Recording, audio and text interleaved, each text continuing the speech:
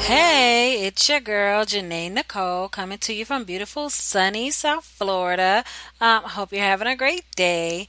Today we are going to be talking about Cornerstone. Generally, for my podcast, I like to write what I like to say are just bullet points. But today I'm going to do something a little bit different. I actually pretty much wrote out a whole blog post for this, but I'm still going to post it as regular show notes so you know you can get them at janaenicole.com for the show notes for this episode. But it's almost truly a blog post. And this was what was on my heart, so I'm going to share it with you.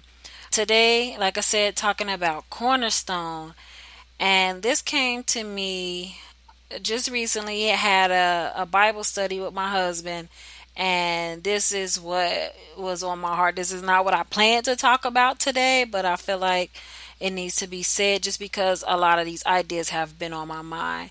Now, for my listeners that are not Christians, it's not going to be what you think it is. So just hang with me, and I'm sure you'll get something from it. And, you know, let me know what you think about it. It's a little bit different than what we usually talk about, but I think it's vitally important for us to have this conversation. So, thinking about Cornerstone.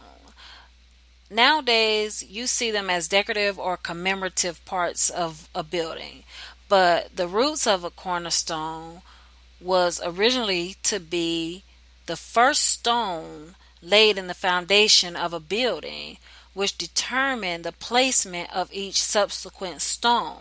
So the cornerstone, when you look at it in those terms, it's a very vital, necessary part of the building, because if that cornerstone is just 1 inch off of where it should be, your whole building is going to be crooked. It's going to not turn out how the visionary or the architect planned it.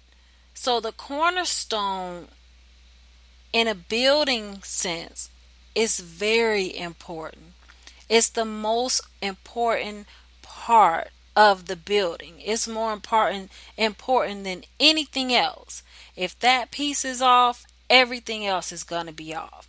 So I want you to really take that in and really marinate on how important a cornerstone is. And even if you want to go and do your own research on cornerstones, if you're not familiar with what a cornerstone is in the sense of building a structure, I think it's pretty cool.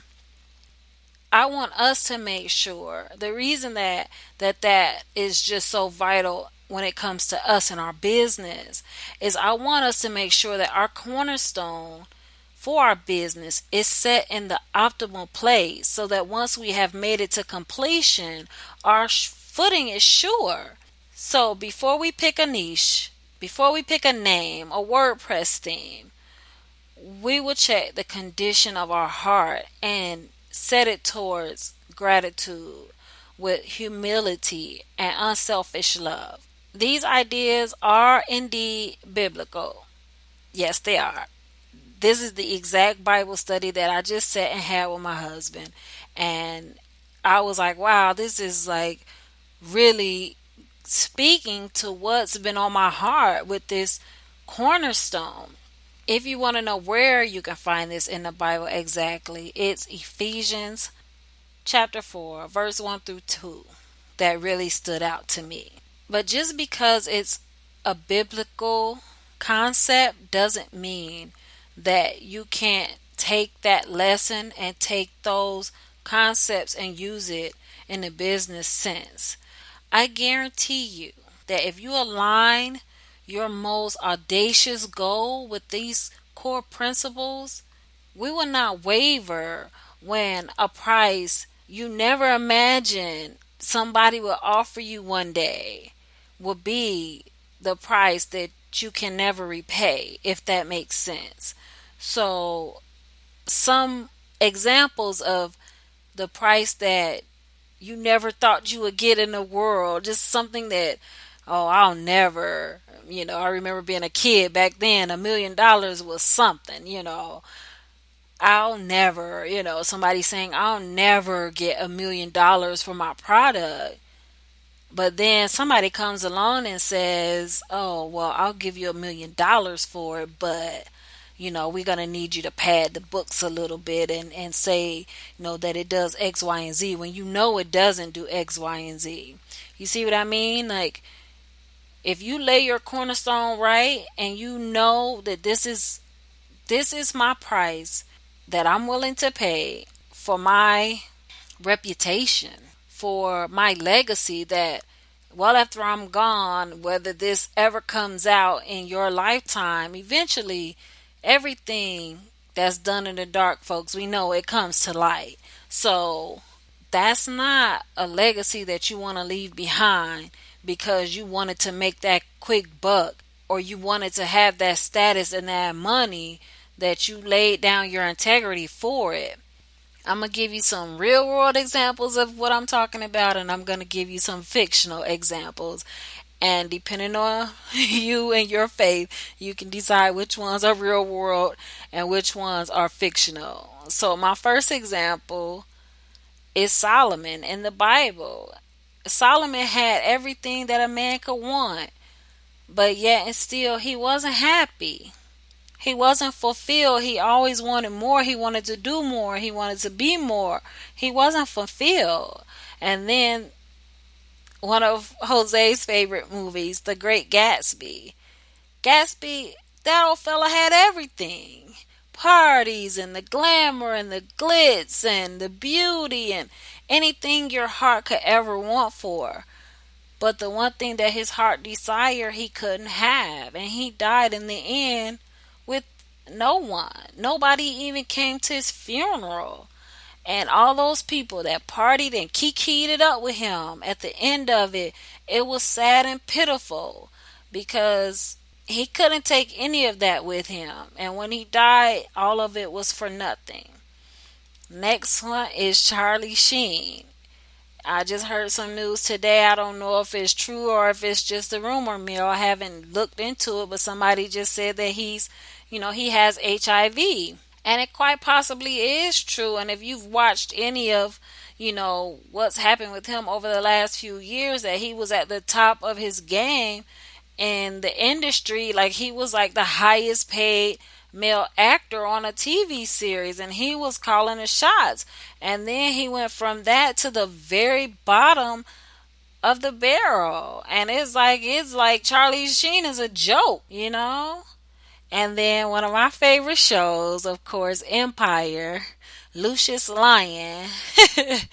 He is the quintessential. He has everything that he ever wanted.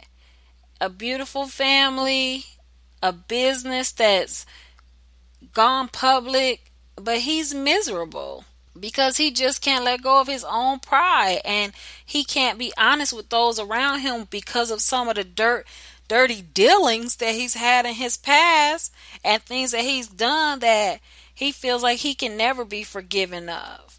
Like I said, you decide which ones are fictional and which ones are not. I'm not going to judge that for you, but at the end of the day, it comes down to where you set your cornerstone, where you set in your heart and in your mind that your business, how you're going to deal with people, how you're going to deal with situations, how your business is going to be structured.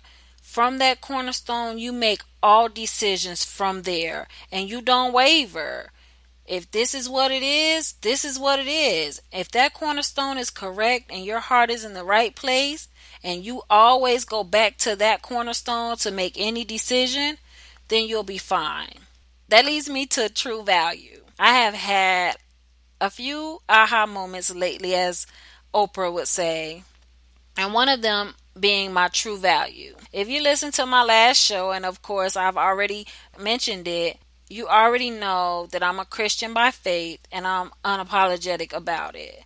So that brings me to the point of my true value. Yes, I know how to get a website set up, plenty of other techie, geeky stuff. and how to and the whys of most of the social media platforms, even if I don't use most of them. I'll talk about that more on another show. That's not what we're here for today. But I really believe my true value is my heart for people. Not that fake pat on the back heart, that big bear hug that warms your soul. That kind of heart. Honestly, it took me many months to come right out and say, I want to see black girls and women of color begin to dominate the field of business, particularly in the tech and digital media space. Because I didn't want to seem like I wanted women who are of the Caucasian persuasion to fail or to move aside. Actually, it was just the opposite. There's plenty of room at the table. I simply wanted to represent what the world really already reflects. If you look around, especially if you live in South Florida like me, everywhere you look, there's a different shade of person. There's not just one shade. There's women of all shades and races and colors and beauty and short and big and there's so many of us that it should be reflected when you go to see the top 100 social media icon, female icons in the day, those people that are crushing it in this space, that you see more than one person that may or may not be black or Asian or Indian or you just don't see it. And for this to be 2015 and for the technology that we have to be where it is, it's inexcusable to me to see 100 women in one small sector of space. We're not even talking about in business. We're talking about in social media, the top 100 social media gurus. You might see 2 people out of 100 that have a shade of color, and one of them may or may not be black. So that's what I want to see. I'm not saying, white girls step aside. What I'm saying is there's room for us at the table. Black girls, brown girls, yellow girls. There's room for us to be in those spaces, but we have to step up and get in place and do the things that it's going to take for us to be recognized in this space. So, as my girl Michelle Talbert always says, hashtag we all win. And that's all women. I'm not knocking my fellas because I know I got a couple fellas that listen to the show. I'm not knocking you. But men, y'all, it's been a male dominated world when it comes to business, point blank, period. Now women are really starting to make moves, but I want to see more diversity in this tech space. And my heart, like I said, is not to see anybody else step aside or to feel like I expect you to fail. Absolutely not. My white friends, my Caucasian girls, I want you to continue to crush it. I take nothing away from you because I've learned a ton from most of you, if not all of you. I just want you to take this episode and really marinate on it. Don't just listen to it and just say, oh, it's kind of woo-woo. Really take it to heart. That be very clear on what it is that you want for yourself, what you want for your legacy, what do you want to leave behind, and make sure that it is to honor people, to honor God. If you believe in God or a higher being, whatever, that you honor those things and you live in a righteous way, that when people look back and they say, wow, she really was, honest. She was honest in her business dealings. She treated people fairly. She didn't claw over another person to get to where she needed to get to. Because if you do those type of things to get where you're going, it's not going to last. It's going to crumble and fade away just like the dust. Because that's how things like that happen. When you do things that are not decent and in order, it won't last. It can't last. And for those of you that feel like, oh, people, they just getting over, trust me, they will have their day. You just continue to do the right thing the right way, and you'll have your day. But you got to be consistent. And you got to stay the course. Don't get dissuaded by what the other guy is doing next to you. Oh, they're doing, they're just taking the side streets and they're taking shortcuts to get here, so I can do it too. Yeah, you can, but you're going to be just like them with a flat tire on the side of the road because you didn't do it the right way and you didn't honor people. So I don't want to bash y'all and I don't want to go on and on and on. But just really listen to this and listen to my heart and hear the lesson in what was in it. And of course, you can holler out at me, JanaeNicole.com. If you haven't subscribed to the show, of course, go to iTunes, subscribe, leave me a rating and review. I listen to all of them and they crack me up, some of them, and some of them, I'm a big old baby. So I'll cry and everything else if I have to, but we won't tell nobody else. That's just between us. Alright, girls, just know that you are loved and I'll holler.